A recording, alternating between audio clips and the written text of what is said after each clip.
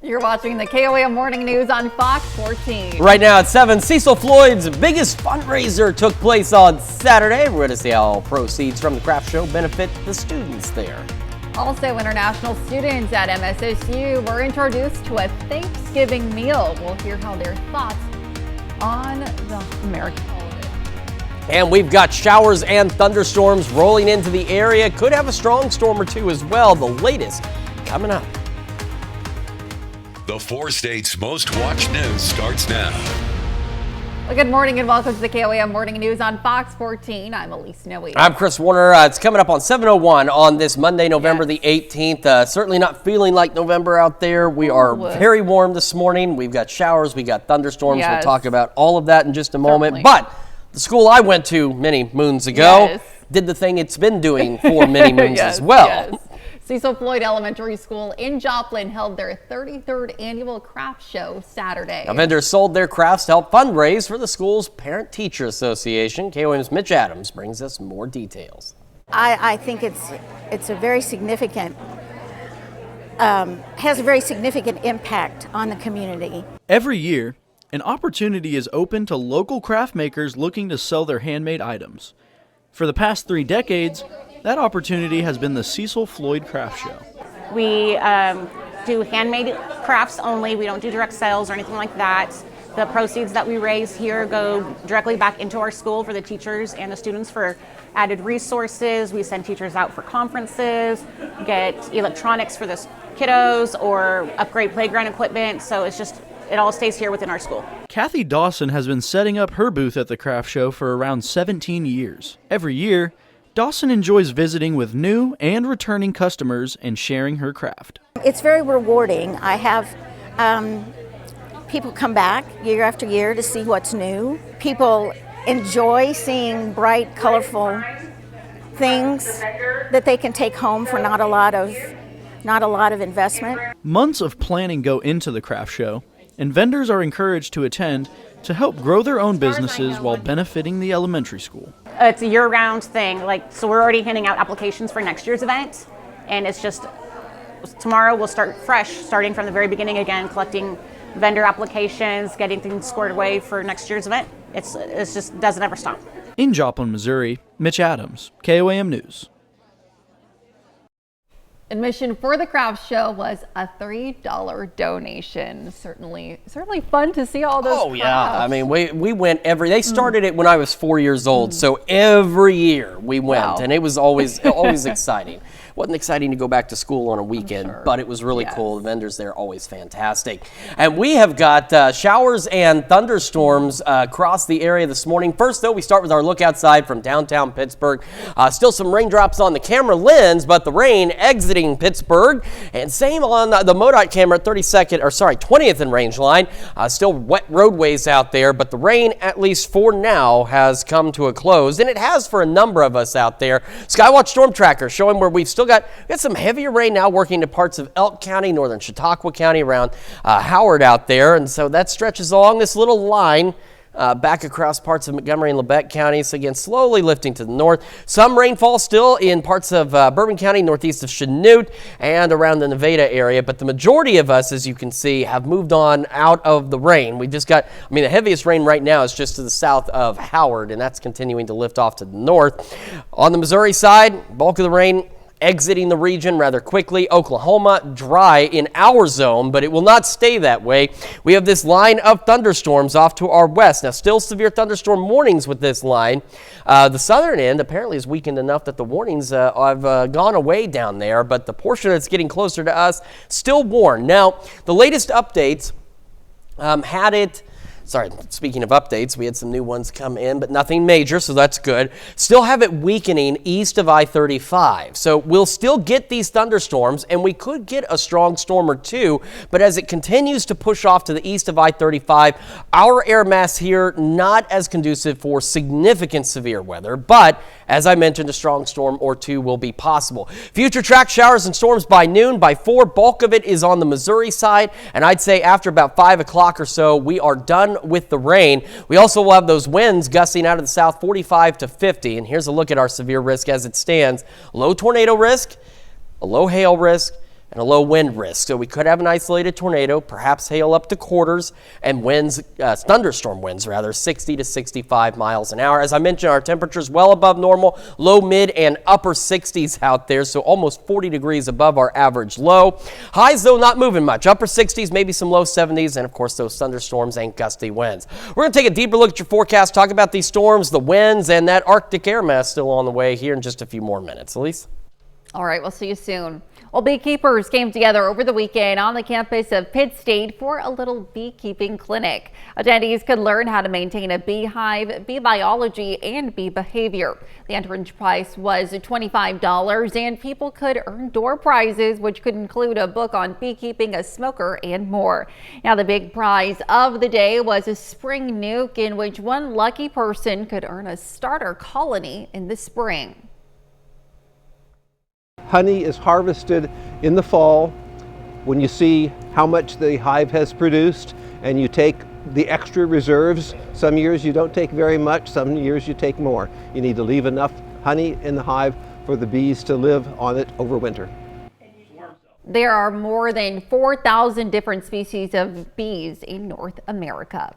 Well, Missouri Southern State University hosted a Thanksgiving celebration for international students. The purpose of the celebration is to be welcoming to foreign students and to introduce them to American traditions. KOAN's Mitch Adams brings us more details. Yeah, I think this is this will be the precious memory, and because it is daily tradition of America, so I would like to experience.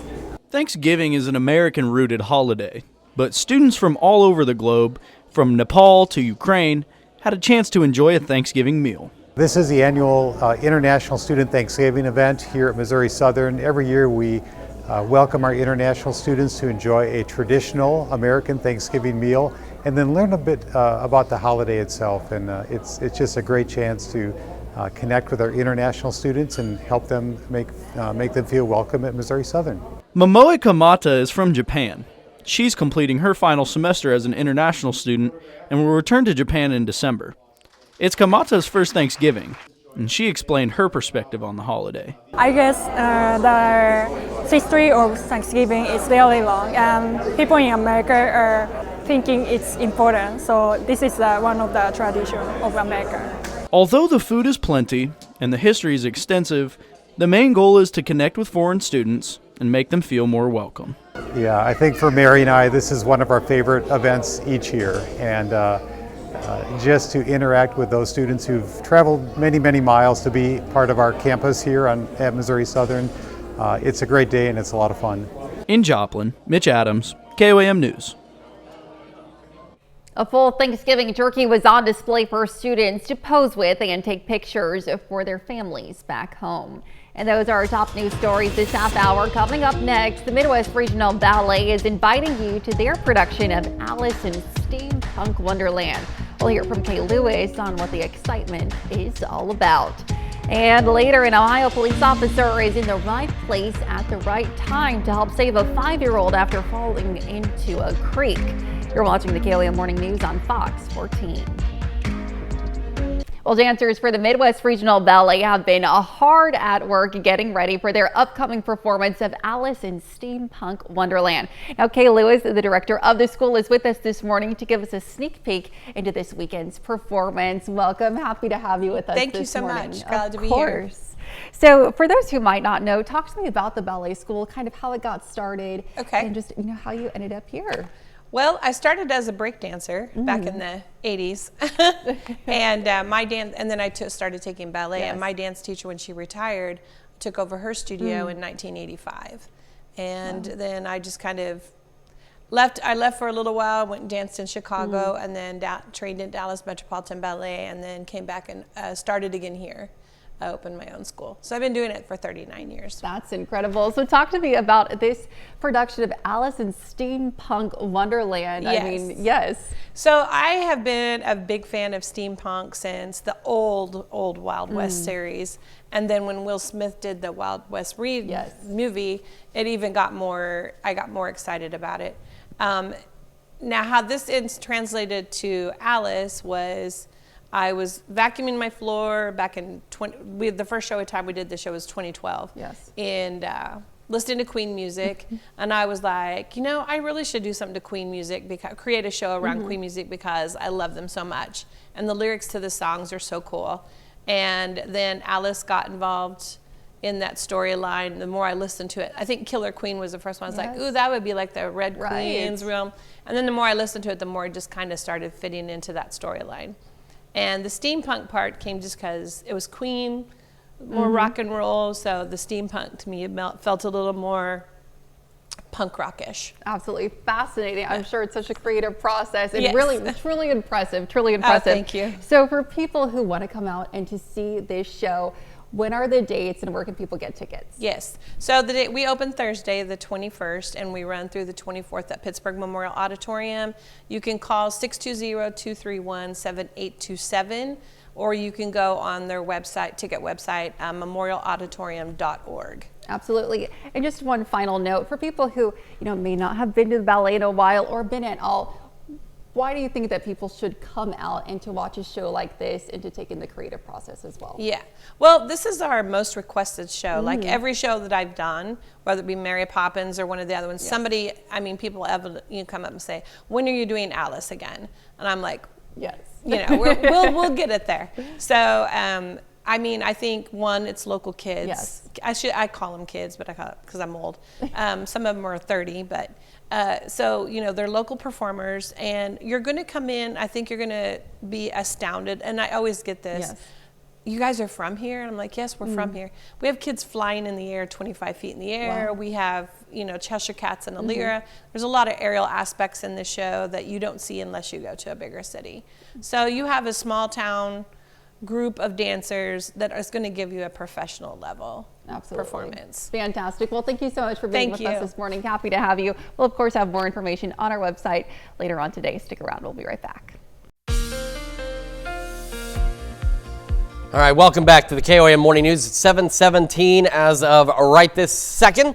And we've got showers, we've got thunderstorms out there. We've got some heavier showers in parts of southeast Kansas. So let's take our radar tour. Into southwest Missouri, we're dry. The northern parts of southwest Missouri, up around Butler, still some showers north of Nevada and exiting the Osceola region. Into Oklahoma, our portion is dry for right now. And as we head into southeast Kansas, we have some light showers just east of Erie, south of Chanute, stretching toward Fredonia, and a little bit heavier rain down by Howard, Twin Grove, south of Eureka. Yates Center, you're good. Iola, you're good. Garnett, Mound City, still some showers. Fort Scott, some sprinkles hanging around. This activity on its way out of here. This is what we're watching. Now, just getting some of the latest updates from the Tulsa National Weather Service office is that this line is still expected to weaken. And this is where you get an idea of where these coverage areas for Weather Service offices cut off. This is Osage County. That's in Tulsa's coverage area. This warning, this is for Oklahoma City's coverage area. So Tulsa has not extended it into Osage County. And again, this line, as it continues to push east of I-35, is expected to weaken. It hasn't done so yet, but the general trends are it is going to weaken. But it will eventually make its way up into our region over the next, it's slowed down, so let's say the next 3 or 4 hours. And as it does so, it will bring us an opportunity for the possibility of a strong storm or two. So we'll keep an eye on it. You guys know at home, Mother Nature does her own thing. The trend is that this line is beginning to weaken. But if that changes, if we get any watches or warnings in our area, we will, of course, let you know right away. We also have flood watches. Nowata, Washington counties, and Oklahoma through this afternoon because we could get some pretty heavy rain out of some of these storms today.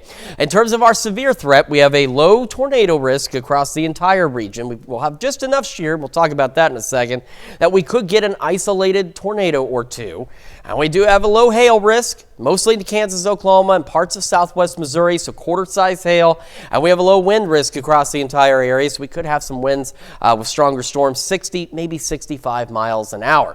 Now, that goes into the other side of it. We have wind advisories for everybody except Benton County through 6 this evening because south winds sustained 15 to 25, gusts 45 to 50 miles an hour. That's non-thunderstorm wind gusts, so that's going to be something to contend with as we go through the morning into the afternoon and into the late evening. Shower storms, here we are by 3. Future track data may be a little slow. I think that even by 3, we're looking at this line maybe a little further east and on its way out by about 4 o'clock or so. We'll start drying out. We will remain gusty back behind this. It won't be until the overnight hours that the winds will begin to ease up. We'll have partly cloudy skies overnight, and then we will have clear skies heading into our Tuesday. Now, we'll initially be warm, well, warmer than normal for most of us with our highs, and then that Arctic air arrives. Quick check of temperatures.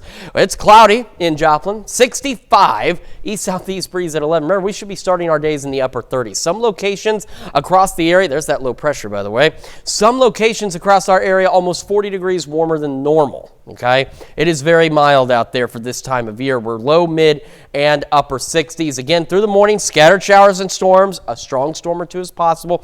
Again, the line is slowed down, but I'm going to say the better window for a strong storm or two looks to be between 10 a.m. and 2 p.m.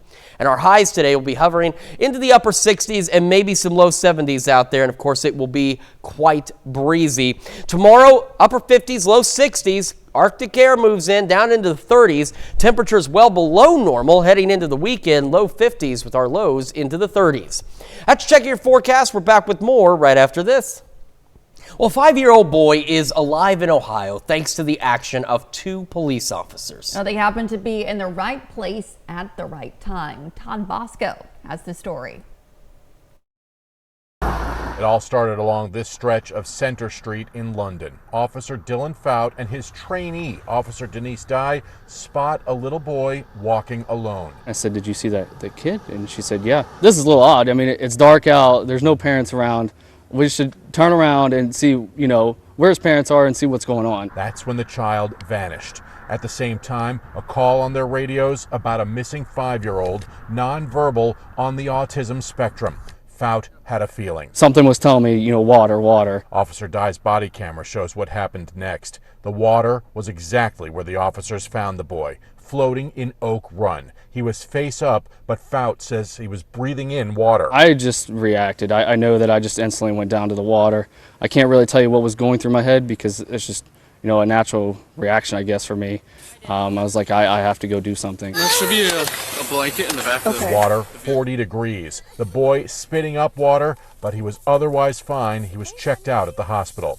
Both the officer and his proud boss say this likely wouldn't have had a good outcome if not for Fout noticing the boy earlier. I don't think it would have ended well, to be honest with you, sir. The water was deep enough that it would have been tragic if somebody wasn't there, and we're just grateful that it worked out that the officers were there at the right place at the right time. I truly believe he did heroic actions by just being diligent and doing his job. I'm still trying to process it, but yes, I think it is part of the job. I mean, it's something that I signed up for.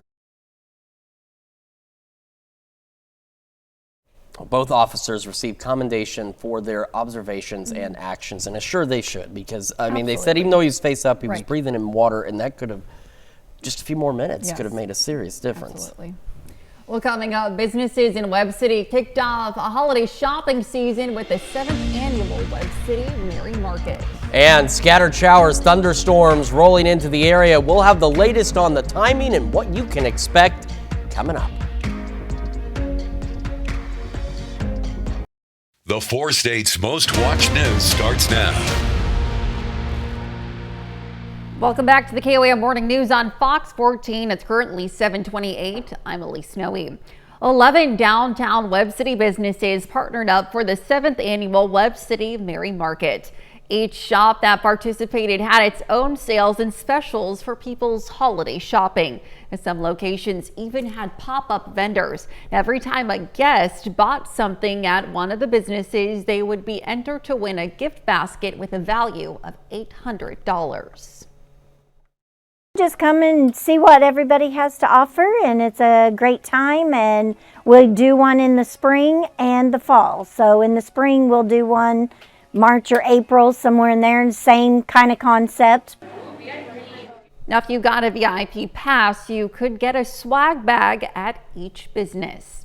Well, Vision Carthage is making its 4th annual Christmas Light Tunnel. The tunnel consists of 20,000 white Christmas lights and 3,000 zip ties. The tunnel can also serve as a bandstand with local bands performing inside it. And around 15 volunteers help make the tunnel possible. I think it's nice for the community to come together to put this up, but all through the holiday season, you'll see people up here taking their pictures, family pictures, couples taking pictures, and so it's kind of neat just to see them have their moments together.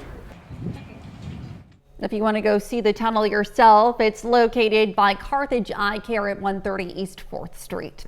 The UPS store in Pittsburgh hosted a meet and greet with Santa Claus. Now, not only could kids go up and take pictures with Santa and the Grinch, request what they want for Christmas.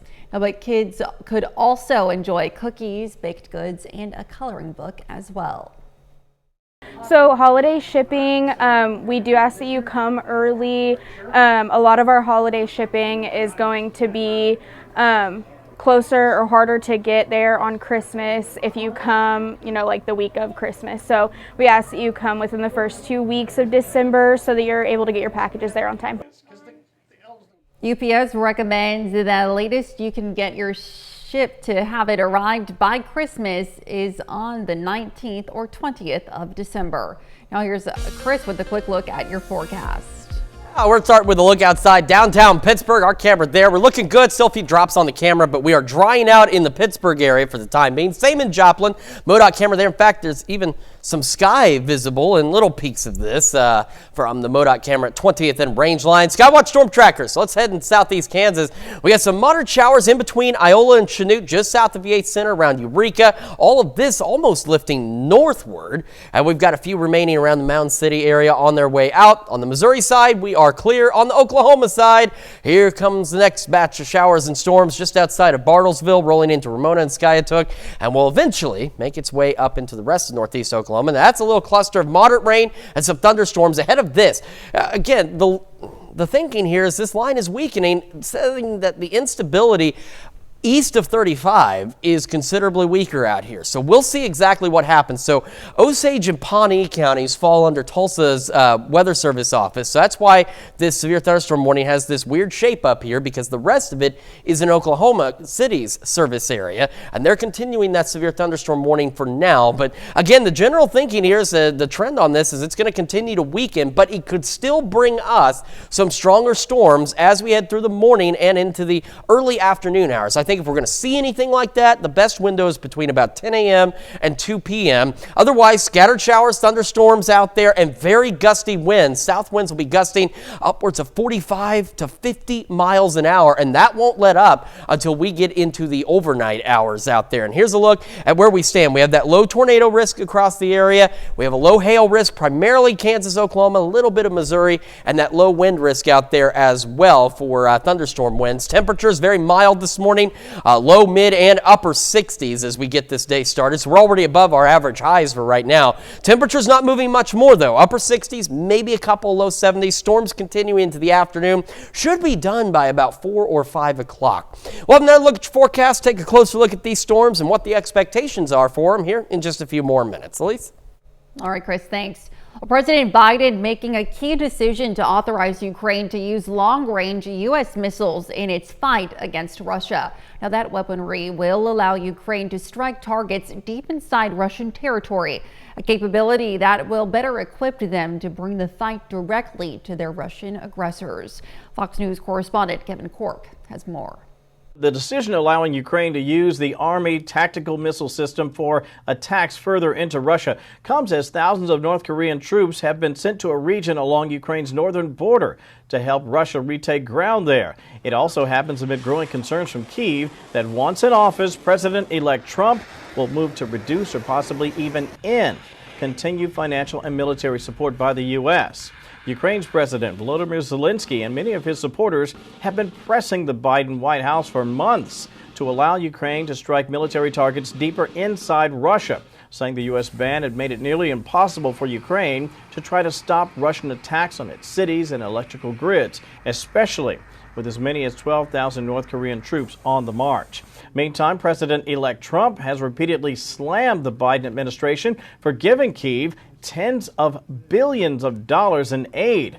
Officially, the U.S. is said to have provided more than $56.2 billion in security assistance just since Russian forces invaded that country back in February of 2022, and it is likely a much higher number even than that. Also late tonight, France and Great Britain have decided to allow Ukraine to use Storm Shadow missiles on Russian territory. That according to a report in Le Figaro. Now, it should be pointed out that some Ukraine supporters have argued that U.S. constraints have really cost them a shot at winning this war. But that's a debate that continues to be a major source of disagreement among Ukraine's NATO allies, many of whom don't have nearly as much financial skin in the game as does the U.S.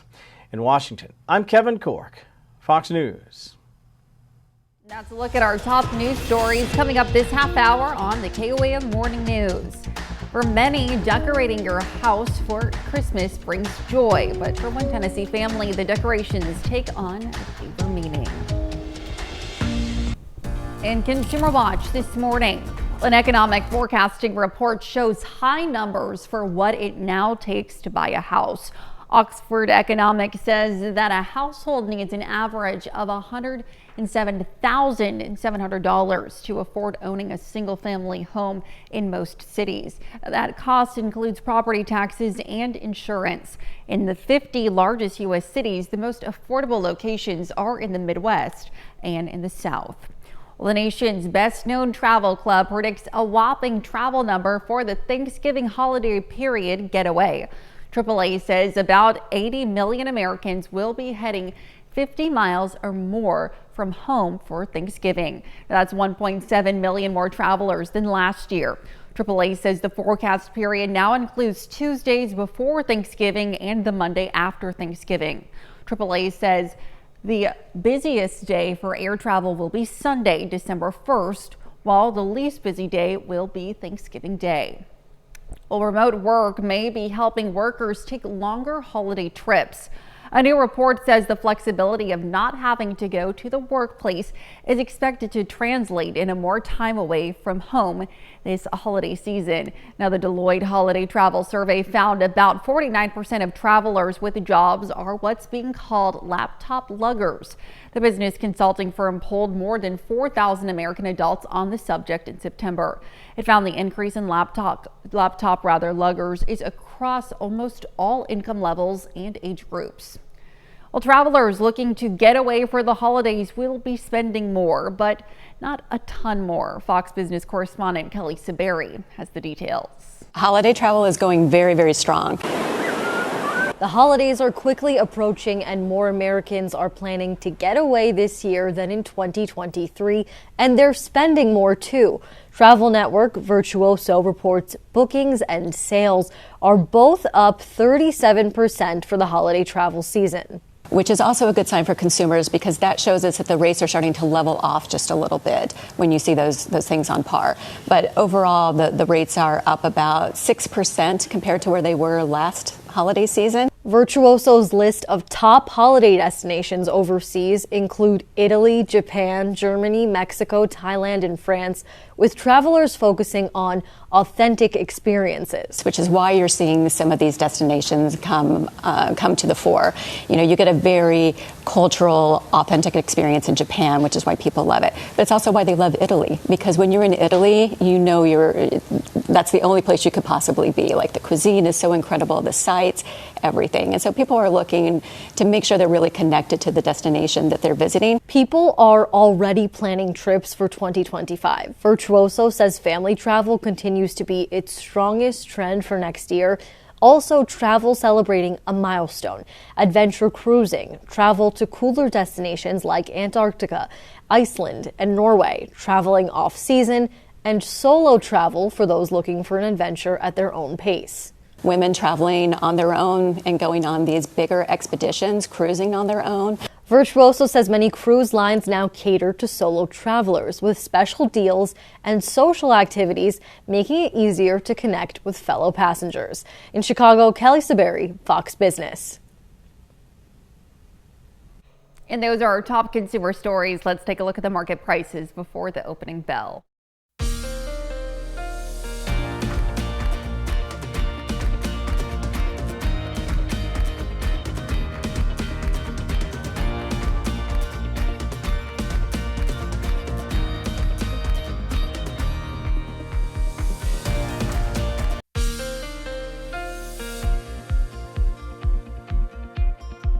Welcome back to the KOAM Morning News. Quick reminder, we do have wind advisories across everywhere in the 4-state area except for Benton County, and these run until 6 o'clock this evening because we'll have south winds gusting 45 to 50 miles an hour out there. So we have the chance of those thunderstorms and maybe even a strong storm or two, but these are winds outside of that threat. Now you could be getting a thunderstorm that's not strong, not severe, but still dealing with these gusty south winds. So it is something you've got to keep in mind today. Skywatch Storm Tracker across most of our area, we're beginning to dry out. Got a few stray showers southeastern McDonald County.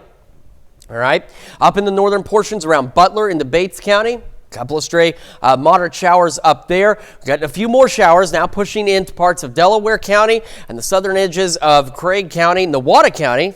You're starting to get in on it. Washington County completely into some additional showers and thunderstorms out there. And so just outside of Grove in the Grand Lake area, a few light showers there as well. Up here, a stray shower into southern Cherokee County.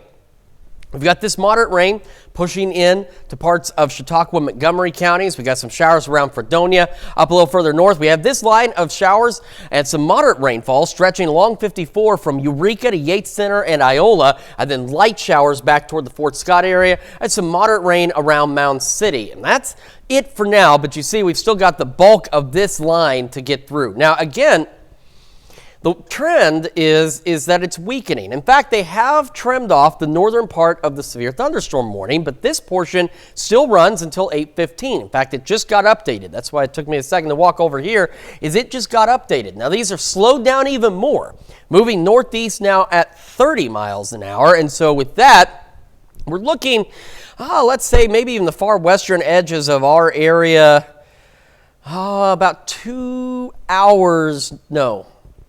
I apologize. About 2 hours from now. Sorry, I'm getting the wrong times in my head here. So we'll see what happens with this. We still have that possibility of a strong storm or two. We've got this line. It extends from Wichita all the way down south, down toward the north central Texas out there. And as you can see, it is lifting off to the northeast. You can see it has weakened a bit, but still portions of it severe out there. So again, we'll see what happens. Flood watches, quick reminder. Newata and Washington counties in northeast Oklahoma, those run through this afternoon. And here's the latest on our severe risk. We have a low tornado threat across the entire region. So we're talking an isolated tornado is possible. And we've got a low hail risk out there as well, mainly into Kansas and Oklahoma, but a sliver of southwest Missouri, so maybe quarter-size hail, and then a low thunderstorm wind risk. So this is the point in which we've got those thunderstorm winds that can be 60, 65 miles an hour. The instability in our area just is not as great as it is out to our west, which is why, again, the trend is that line should continue to weaken as it gets closer to us, but we'll have, with those gusty south winds, enough shear that it could cause for some stronger storms out there, low-grade severe storms as we head into the afternoon. I think future track again is running a little slow. I think by about 4 o'clock, most of this is going to be on its way out of here, and we will be dry as we head into the overnight hours, and winds will start to calm down overnight, but between now and then, in the late evening, it's still going to be very gusty. So again, we'll keep an eye on those thunderstorms as they continue to track closer to us. Today, upper 60s, maybe some low 70s, low 60s tomorrow. Arctic air moves in. Clear skies into the weekend, but temperatures well below normal, so we fall back in low 50s for highs, 30s for our overnight lows. That's Check Your Forecast. We're back with more right after this. Well, some may think it's too early to put up lights and decorations for one Tennessee family.